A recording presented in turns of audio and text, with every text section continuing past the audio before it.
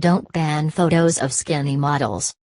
It's been another big month for talking about women's bodies.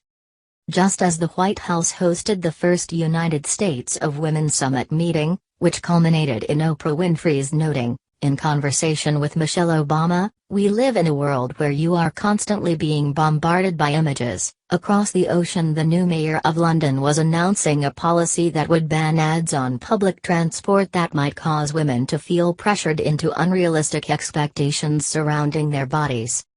Mayor Sadiq Khan's policy sounds, on the surface, like a big step forward. Down with fat shaming.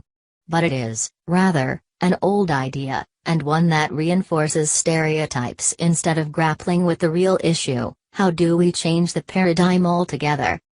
The immediate impetus for the ban, which will be carried out by the London Transit Authority via a steering committee that will rule on ads case by case, was a 2015 diet pill ad depicting a very tan, very curvy woman, the kind who is a staple of lad mags, in a bright yellow bikini alongside the words, "Are you beach body ready?"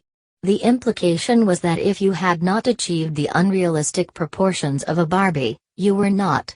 The public protested. A petition on change.org received more than 70,000 signatures, and Mr. Khan made it part of his election campaign.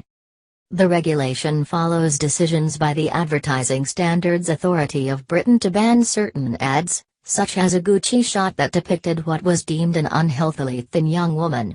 Though often conflated with the movement to protect models, which resulted in legislation in France in 2015 requiring models to produce a doctor's note attesting to their health, and digital alteration of photographs to be disclosed, banning is a separate issue. It doesn't involve working conditions, which can and should be legislated, but subjective, and ultimately regressive, assumptions about what constitutes a positive female image.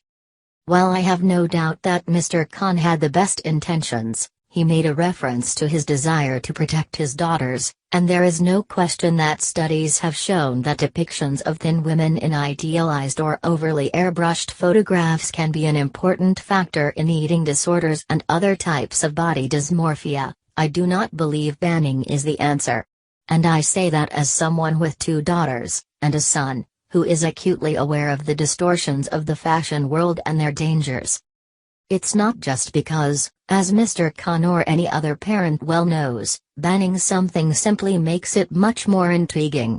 Indeed, when the Gucci ad was banned, it immediately resulted in a torrent of new articles and social media posts prominently featuring said ad. It's also because to judge a body healthy or unhealthy is still to judge it. The notion of creating a committee qualified to rule for the public simply reinforces the message that such judgments by those in power are acceptable and necessary. What's more, it's unclear who will even be on the British committee. A spokeswoman said it was under discussion. Here's an idea: include some teenage girls. Continue reading the main story. Recent comments. Hatski Hale F. Omar, June 26, 2016. So, what's next?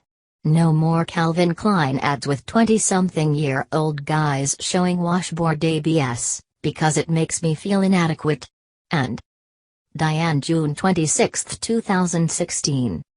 Fashion models are skinny for a reason. Designers want to showcase the clothes. Designs can best be compared if shown on similar body types. Ahmed El Said, June 26, 2016. This completely changed my view. I always acknowledged certain women who are open about their certain body type, but never realized that. See all comments.